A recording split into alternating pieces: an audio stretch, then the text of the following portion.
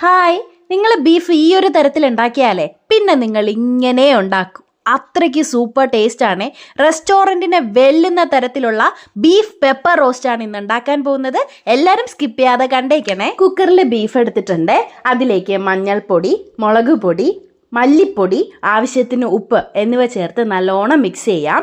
എന്നിട്ട് നമുക്ക് കുക്കറിൽ ഒരു 5-6 വിസിൽ കേൾക്കുന്നത് വരെ വേവിച്ചെടുക്കാവേ. ഈ ഒരു സമയം കൊണ്ട് തന്നെ വേറൊരു പാനിൽ കോക്കനട്ട് ഓയിൽ, കറുവാപ്പട്ട, പെരിഞ്ജീരകം, ചെറിയ ഉള്ളി എന്നിവ ചേർത്ത് നല്ലോണം വഴറ്റിയെടുക്കാം.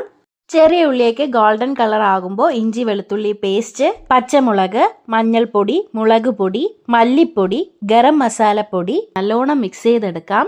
എന്നിട്ട് നമ്മൾ വേവിച്ച് വെച്ചിരിക്കുന്ന ബീഫും കൂടെ ആഡ് ചെയ്യാവേ. കുരുമുളകും ചെറുനാരങ്ങ നീരും കൂടെ ആഡ് ചെയ്യാം. മല്ലിയിലയും കറിവേപ്പിലയും അതുപോലെ തന്നെ വറ്റൽമുളക് ക്രഷ് ചെയ്തതും കൂടെ ആഡ് ചെയ്ത് 10 മിനിറ്റ് ഒന്ന് അടച്ചു വെച്ച് വേവിച്ചെടുത്താൽ നമ്മുടെ ബീഫ് റെഡിയാണ്.